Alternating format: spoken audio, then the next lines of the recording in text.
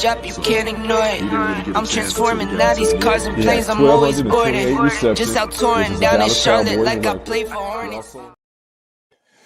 Yo, good evening, ladies and gentlemen. This is the sports guy Kendrick Henderson, and you are watching TFG Sports Show, the best 30-minute sports show on social media. Hope you having a good evening. Come on in, hit that like button, hit that share button. Make sure you comment.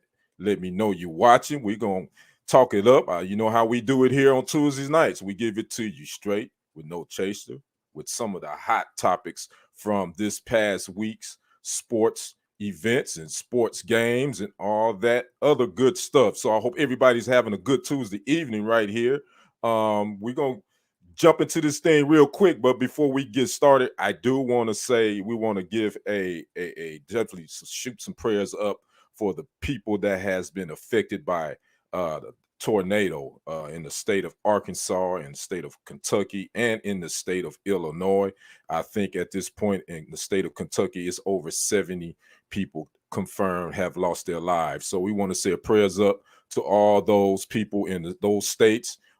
We praying for them. Hopefully, you know, this is around Christmas time, so I know it's a difficult time for a lot of those families being displaced. So we believe in bigger and better and brighter things are ahead for them. So we're gonna definitely keep them in our prayers. Again, this is the TFG Sports Show. I'm your host, Kendrick Henderson.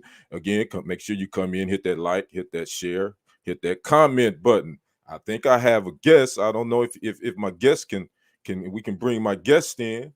If not, is that Mr. Antoine Banks? What's up, my man? How's it going, big bro? How you doing, my brother from our other mother? How's your day going, bro? Oh man, a rush job. I tried to run in right when you text me. I was just getting to the house, man. I had to try to go ahead and get everything set up and skin my teeth. Yeah, just got it done. All right. Well, I'm glad you're here, bro. I like I said, I didn't know if you was gonna make it. I know you're a busy man, but I'm glad you was able to make it tonight. It definitely helps the show. We can chop it up a little bit. Yeah, I missed the last couple. That's all right. You know, I get it. I understand, but I know you got my back. So we getting ready to have, you know, how we do. We getting ready to chop it up right now. Let's jump into this. First, we're gonna talk about the NFL recap week 14. We had some good games, man. We down to the last 4 weeks too.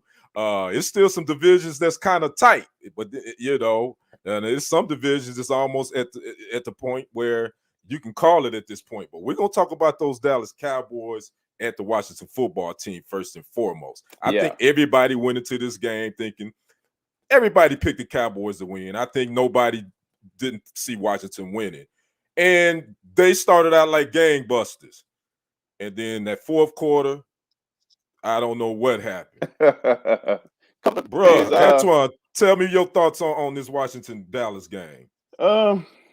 It's been a little tricky. I mean, I know the running backs have been banged up. I feel like offensive line still not doing what they need to do. Plus, I think Dak has just been, I guess today they call it a slump. But I also think that they're a little bit too pass happy, and I know they have to kind of shake things up because, like I say, Zeke is he got an injured knee. Pollard, he has the foot. So right now you're using the young guy CeeDee Lamb to kind of help out with the run game. As far as that go, to kind of compensate for it. So I think towards the end of the game in the fourth quarter, I think it was a little bit, like I say, too pass happy. To where they probably should have tried to run the ball, but I know they're limited as far as, their running backs. But, they're going to have to somehow get something together, going down the stretch. Yeah, they got to tighten it up. But let's go and talk about their defense, though, real quick. Let me give you some stats. I hadn't seen the Dallas defense play this well in a long, long time. They had 5 sacks, 3 forced fumbles, 2 fumble recoveries, 1 interception, obviously a touchdown. One went back for a touchdown. Michael Parsons, I think we can all say at this point that he's probably, if he's not the defensive player of the year, he's damn near close. Right. He had 2 sacks, 1 tackle for loss, 1 forced fumble, and 3 tackles solo. Randy Gregory, tipped interception, first quarter. DeMarcus Lawrence had 2 tackles and a sacks. Tell me what you think about this Dallas Cowboy defense. I mean, they're gonna be a force to be reckoned with. Now that like you say, Lawrence and Gregory is back, that really get to turn Micah Parsons loose. So now, I mean, you got, you know what I'm saying, you double teaming either Lawrence or Gregory, and then you, like I said, that one-on-ones with Parsons, and he's just so quick off the edge. What up, Lamar? Yeah, go ahead, bro. Yeah, he's just so quick off the edge. I mean, the offensive linemen just can't keep up with him. Plus, now on the back end, their back end has probably been the strongest I've seen in years. You know what I'm saying, with Diggs and Brown, and even the other safeties are, you know, putting in work. So Kazee and yeah, you're right. Yeah. So with that going forward, now it might have to shift. I mean, instead of the team trying to right now do all, you know what I'm saying, explosive plays, all these passing and these wide receiver sets, you might need to lean on that defense a little bit now. And like I say, as long as you can not keep them on the field long, and just, you know, maintain the lead, which goes back to the running game. Like I said, I think they need to get their offensive linemen, they need to divert their heads as far as, like I say, hey, we pass blocking, we throwing 40 times a game, to where we need to get a little bit more aggressive, fire off the ball. Let's, you know what I'm saying, let's start running it, because right now, like I say, you're going to the cold weather cities, and that run game is what's going to carry you through. Yeah, and just to continue with what Parsons has done over the last couple of games, last 6 games he has 9.5 sacks, 16 quarterback hits, 10 tackle for losses. Yeah. That's Michael Parsons, and he ain't done. So the Cowboys ended the Washington football team winning streak at 4. They now have a 3-game lead in the East. They go to the Giants on Sunday. Tyron Smith won't play. They've already said that he won't play. Pretty much, if they win Sunday, and they pretty much got the NFC East locked up. You think so? Yeah, because Daniel Jones is out. Saquon, of course, hadn't returned to form just yet. I think they're in a little bit of disarray. I mean, they fired Jason Garrett, which right now, like I said, you got Freddie Kitchens calling plays. I don't think they actually know what they want to do. Typically, I would say this is almost a trap game. But I think if they come out and hit him in the mouth early, you know, they should be able to learn from last week's mistakes and bring it on in. Well, there you have it. Cowboys moved to 9-4. The Washington football team dropped to 6-7. They win 27-20 in Washington football team, and they didn't even have to deal with all the media hype about them having their own benches chip in.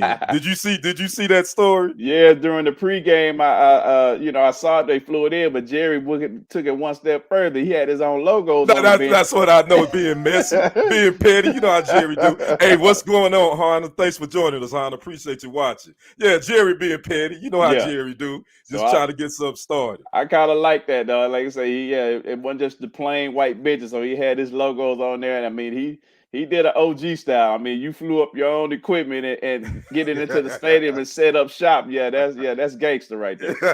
Right. So anyway, the Cowboys again moved to 9-4, and they pretty much got that East on lock. So we'll see what they do this Sunday at the Giants at 12 noon. Now, let's move to another game. This division is locked up. Bears at Green Bay. That game was crazy. They ended up scoring a combined 35, 40 points in the second quarter. The Packers end up winning this game 45-30. Packers improved to 10-4. Bears fall to 4-9 on Funky Bears. I don't care. You know how I care. Aaron Rodgers, he has thrown 61 career touchdown passes against the Bears, the most all time against Chicago. Did you get to see any of this game, bro? I did. Like I say, I mean, you know, the youngster just gonna have to. They got to find a scheme that works for him instead of them trying to fit him into their scheme. You're talking about Justin Fields, right? Yeah. Okay. I feel like, you know, your coordinators in this offseason, the way they did Lamar Jackson, you got to find a scheme that fits his skill set instead of trying to, like I say, plug a square into a round hole. So with that, a little bit more offensive weapons. A year under his belt, I think he'll be okay. He'll be a little bit better going into next season. As far as your Packers go, have a question for you now. Do you think you ought to sit Aaron for a couple of games, and since y'all got it locked up, to kind of That's a good question. Yeah, because he also said that fractured toe got worse this right? last game. I think at this point, yeah, I think you ought to sit him. I mean, because he's not gonna have surgery, and it ain't Because gonna get any better. you're gonna have to So get Love a few reps yeah, just in case, just in because you case, I yeah. agree. I Because agree. So you yeah, get to the first round of playoffs and somebody roll up on that foot and then he come out and then you got Love sitting over there with no snaps. right. Yeah. So So yeah, and that's interesting that you mentioned that because last night the Rams went into Arizona and beat the Rams. I mean, beat the Cardinals. So now the Packers hold the #1 seed in the yeah, NFC as of right now. So because we only got that one team, that #1 seed, the only yeah. one gets that first round playoff bye. So you don't want to jeopardize that. So that's kind of it's kind of tricky. It's kind of That's tricky. tough as far as Yeah. for the Packers. I mean, you don't want to give Yeah. up the #1 seed Right. as far as that go. Let Tampa Bay slide in there and gain Hmm. that. But the Cardinals, I mean, that was really the first time I actually got to sit down and watch those guys play. Yeah. I know Kyler had been out the last few games, and you can see the Rams kind of turned it up a notch and finally showed, okay, it was a must win for them, because I felt like if they would have lost, they probably would have not made the playoffs moving forward, because they got some tough games ending up the rest of the season. So yeah, it's gonna be fun to watch and see who's gonna get that #1 seed. Yeah. So yeah. Also, Aaron Rodgers is 23-5 against the Bears in games he started. So to all you Bear fans, yeah, Aaron Rodgers still owns y'all. He owns Chicago. Let's go ahead and get that known. He owns the Chicago Bears. Well, So that what again, the shirt said after the game when he said, "I still, yeah. yeah." Alan Lazard had on the shirt say, "I still own you." Yeah. So yeah. So again, NFC North Division. I think the Packers pretty much got that wrapped up. I mean, they're like 4 games up on Minnesota, which by who they go to, they go play. No, they play Baltimore this coming week, and then they got Minnesota. Oh, Green Uh, Bay at Baltimore? yeah, Green Bay's Oh, at wow. Baltimore, and I believe that's a Saturday game, and the Bears Okay. host Minnesota. So again, Packers win 45-30. That moves them to 10-3, 10-4, drop spit. The Bears are 4-9. And other NFL scores real quick. Again, we talked about the Rams and Cardinals. Rams beat the Cardinals 30-23. Tampa Bay defeated Buffalo in overtime 33-27. And the Chiefs killed the Raiders 48-9. So that's our NFL recap for week 14. Now we're gonna move to a more solemn story. Speaking of, we're still NFL, we're talking about the Denver Broncos. I don't know if you all saw the story, but former Bronco wide receiver Demaryius Thomas died at the age of 33. He was found at his home in Georgia by local sheriff department in the shower. According to family members, he may have had a seizure. We still do not know the cause of death. The police are saying it's not foul play. They believe that it was a medical issue. Now, Demaryius Thomas played 9 years for the Denver Broncos. He had 10 years total. He had 724 receptions all time, 9,763 yards, 63 touchdowns. He played at Georgia Tech. He was a first-round draft pick by the Broncos in 2010, and he had just officially retired from the NFL in June of this year. And the Broncos had just honored him back in September at their home opener. I don't know if you saw this story, bro, but your thoughts on Demaryius Thomas. Yeah, I did. Of course, like I said, we never know. But it was a shocker. I didn't know he was that young. Once again, I did. They hadn't released all the statements. They just said it was a medical issue, and of course, like I say, that can lead to a number of things. Like I say, until the family put it out there. But yeah, I didn't know it was an actual seizure. But yeah, it was sad to hear that at a young age. But with that, like I say, I hope his family, was able to make it through. Yeah, I was reading a lot of the tweets from a lot of his former players, and the one that was really was touching was Peyton Manning, because they had a pretty close relationship, and Peyton had said that he had just texted with him Tuesday, 2 days prior to his death, and the text was about Demaryius was texting him, said, "You remember that audible we called at the line during Super Bowl 50?" And they were still talking about games that they played together. Gotcha. Okay. And Peyton was just saying how his smile and how he took his kids in, and how, when he walked in the room, his smile, he just lit up the room when he came in the room. So, it's just so sad, man. He's young, this 33, he's young enough to be our son, Yeah. and Yeah. Cool. and it's just sad. And then to top it off, he would have been 34 on Christmas Day. Oh, wow. Okay. And then to overcome the other things in his life, his mother was in prison. His mother went to prison when he was 11. Right. So she never got to see him. She only got to see him play a couple of pro games because former President Obama actually commuted her sentence in 2015. When Oh, she man. got out, she was able to attend his football game, and the football game she was able to attend was the catch that everybody will remember him for, that 80-yard touchdown pass he took from Tim Tebow in overtime Okay. to defeat the Pittsburgh Steelers in a divisional playoff game. Right. Okay. Yeah. So that is the thing he'll be almost remembered by. The Broncos did honor him this past Sunday against the Lions, which they beat them 38-10. They had number 88 on the field, makeshift memorials and video tribute. So it's pretty tough, man. Pretty sad, sad day for the NFL. Yeah. And for the Broncos staff. So, the Broncos, right now, they kind of still in the hunt. Sometimes when you have something like this will kind of be a catalyst to make your season more than what it probably should be. Yeah, because I think right now they're in the hunt. So yeah, they still kind of in the hunt. Yeah. So I think they're maybe on it, because right now, what is it? 7 teams getting in. Yeah, seven teams get in. Yeah, so they still in the hunt, because that AFC West division, it ain't over yet. Even though the Chiefs is kind of opened up like a game or two up, but I mean the Broncos is still there. So we'll see. So we want to just our condolences to the Marius Thomas family. Peace be upon him. Peace to the Broncos and all the Georgia Tech family and all his other family, man. And rest in peace, young man. You'll always be remembered.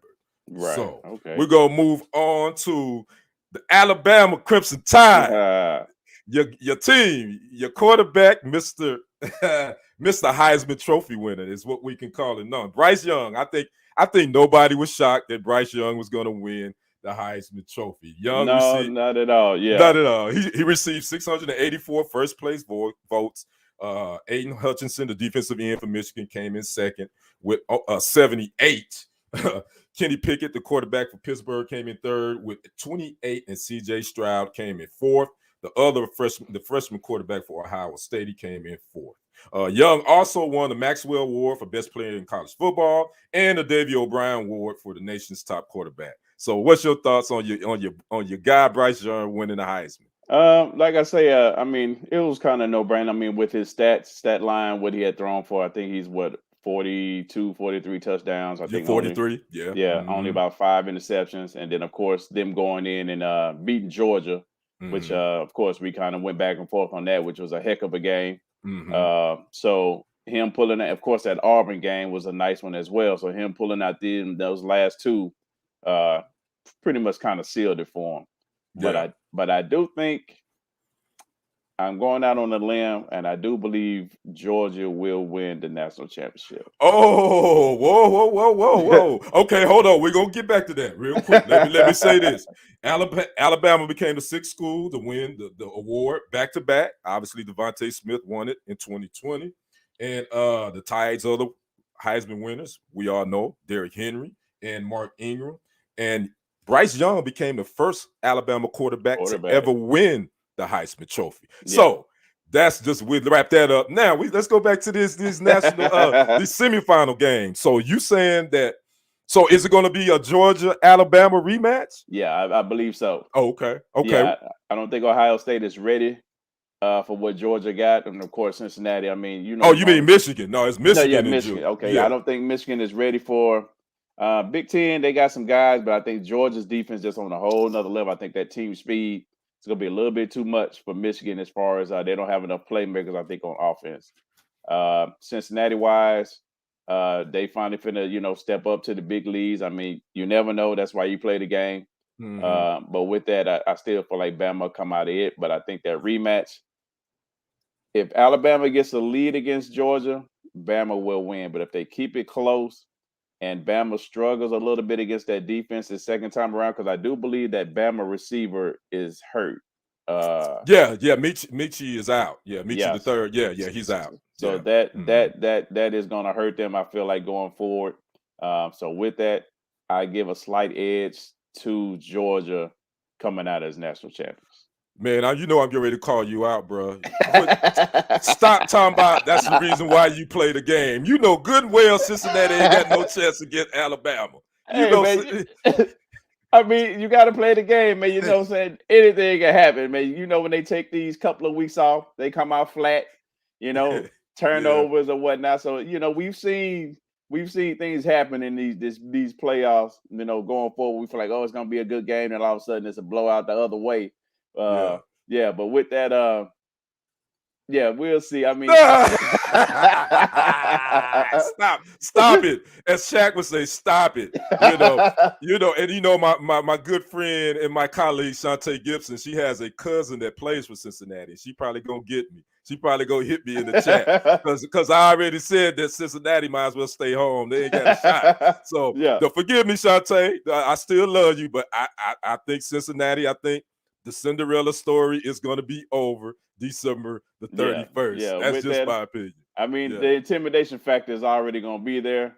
As far as, like I say, the name Alabama, like I said, once you step on the field against those guys, you know what I'm saying, just a whole nother level playing against those SEC teams. But it's going to be fun to watch. I can't wait for the bowl games to get started up, this weekend, actually. Yeah, it's matter of fact, and just another plug, I'm plugging the SWAC.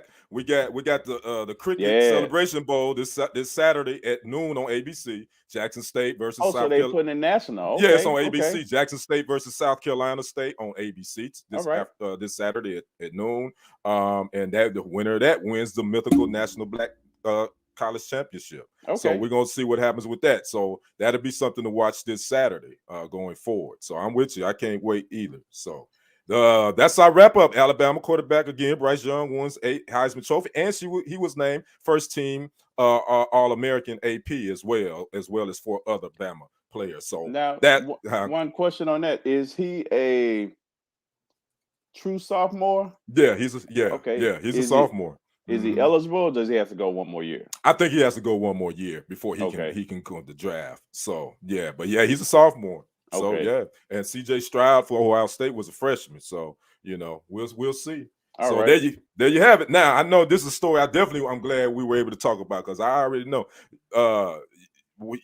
when we was growing up, we watched Big East basketball religiously, didn't we? Right. We watched big. That was the conference. That was when we were growing up. Hey, what's going on, Big Sis? How you doing? Thanks for tuning in. Well, Georgetown Hoyas, they have renamed the coach after the late great John Thompson Jr. It is now called John Thompson Jr. Court.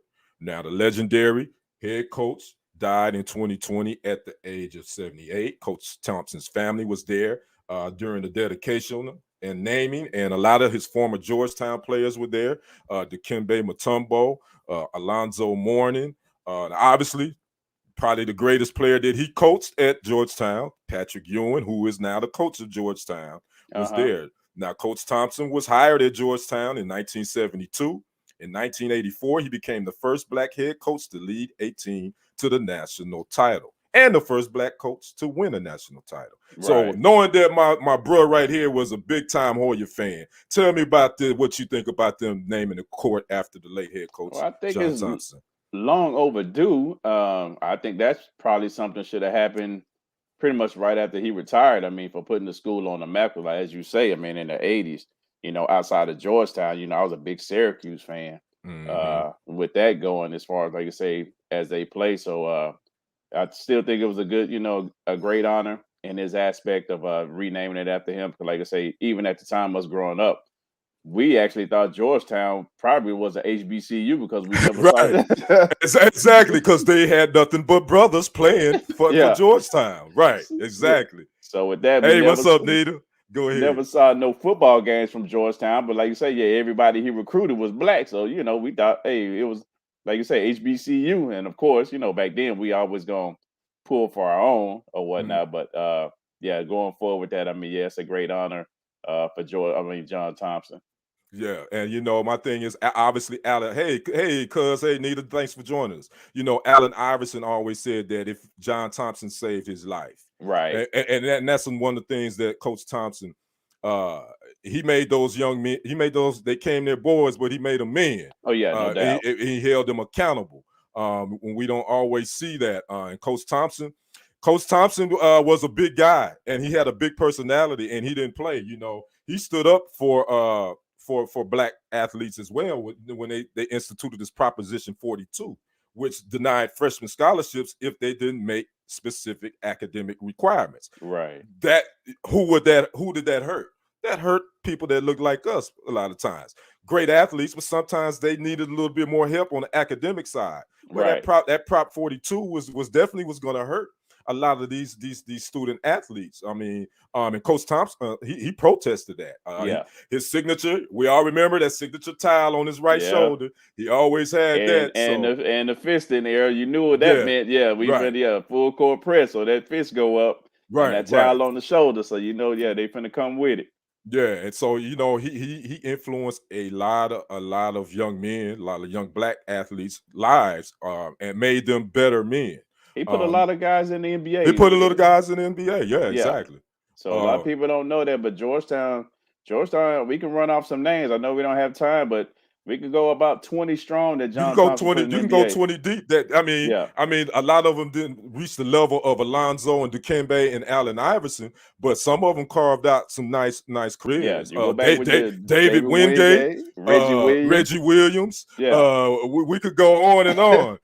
So it was some that really, Junkyard Dog, all them boys. Yeah. So they carved off some good careers. So I thought that, like you say, I thought it was long overdue. I thought it should have been named John Thompson Jr. Court a long time ago. Okay. Again, like you said, but you know what they say, better late than never. right. It's unfortunate that sometimes you have to die to get recognized. I wish he would have Exactly. been here to be able to see that. Okay. But kudos to Georgetown. Patrick Ewing, it's kind of a little rocky for him right now, but I think he's got that program going in the right direction, and obviously, the influence that John Thompson left there will still continue as long as they keep somebody from the Georgetown family in the family, in my Right. opinion. Yeah. So that's it for that. Hoyer's name court after head coach John Thompson Jr. And we're gonna see how their season go from here on out. So we're down to our final thoughts. Bruh, what you got on your mind? Talk to me. Like I say, right now, since once again, waiting on the bowl games. Of course, everybody's waiting on the 4 playoff teams. That looking forward to next weekend, after Christmas. Or no, they play. Is it the 28th? No, what you talking about? The semifinal games? Yeah. It's on the 31st. It's on New Year's Eve. Okay, so 31st. Okay, the Yeah, following that week. Friday. Yeah. Yeah, that Friday. Yeah, we still got about 2.5 weeks out Yeah, almost. and Yeah. that, I guess, like I say, coming down to the last 4 weeks of the NFL, I do believe right now, things are going to get a little bit spicy now. So you're going to see who the real contenders from the pretenders are. I think these last 4 games is going to show us. It's going to be a dogfight, and if you can come out of this unscathed, I mean, everybody, not the AFC and the NFC. If you come out unscathed going into the playoffs, I think so everybody got a real good shot. Yeah, speaking of what, right now, if the playoffs started today, here are the seedings. We're gonna talk about the AFC first. Patriots would be the number 1 seed at 9-4. Titans would be the number 2 seed at 9-4. The Chiefs would be the number 3 seed at 9-4. The Ravens would be the 4th seed at 8-5. The Chargers would be the 5th seed at 8-5. The Colts would be the 6th seed at 7-6, and the Bills would be the 7th seed at 7-6. Now in the NFC, Packers would be the 1 seed at 10-3. Bucks would be the 2nd seed at 10-3. The Cardinals would be the 3rd seed at 10-3. Cowboys would be the 4th seed at 9-4. The Rams would be the 5th seed at 9-4, and the 49ers would be the 6th seed at 7-6, and the Washington football team would be the 7th seed at 6-7. Oh, if wow. the playoffs started right now. So this thing, especially the AFC, it's a little this thing is going to go down to the wire because a lot of these divisional games are happening in December and the beginning of January as well. But I do believe out of the AFC, I give Bill Belichick and the Patriots a real good shot because right now he has that team on a roll as far as the defense and the way they're running the offense. Right now, I think that's a team I don't think nobody want to see. Yeah, they playing some good football right now.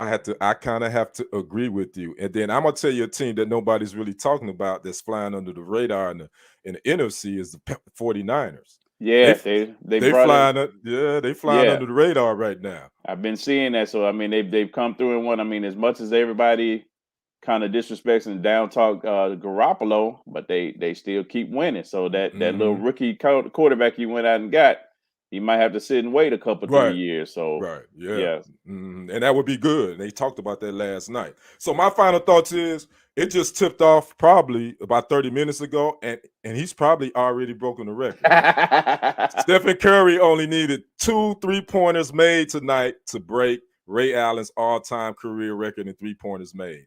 And it tipped off about 6:30 against the Knicks. So right. he's probably already broke the record. So my thing is, I'm gonna say shout out to Stephen Curry, because in my mind, I have to say he's probably the best 3-pointer shooter to ever do it.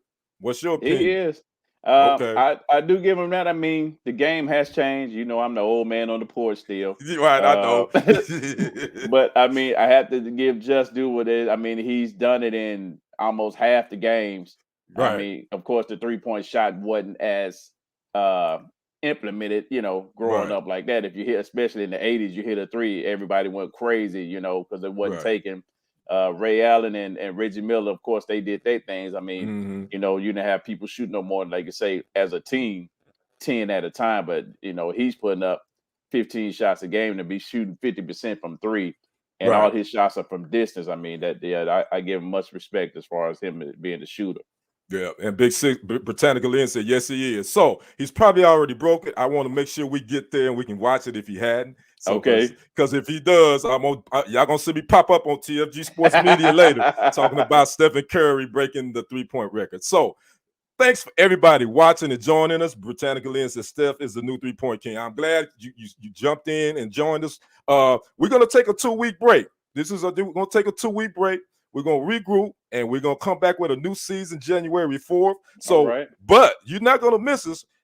Hop over there to TFG Sports Media on YouTube channel, and I'm gonna keep giving you updates on breaking news on the sports stories that you may not see. But there's just a break. We're coming back January 4th, same time, same day. TFG on TFG Sports Media on YouTube and on Facebook. My Same bad man. channel, huh? Same bad channel. My man. My little bro, Antoine. Thanks for joining me tonight, my brother. Same here, man. I appreciate it as always. All right, everybody. Thanks for joining us. You all have a good evening. And this has been TFG Sports Media. I'm your host, Kendrick, with the most, and we out. Peace. Already. Peace, everybody. That money clip us now, the new now looks like. Whoa, upgrade her diamonds, now her girlfriends are like. Whoa, whoa, whoa, whoa, whoa. I hit record a drop, you can't ignore it. I'm transforming now these cars.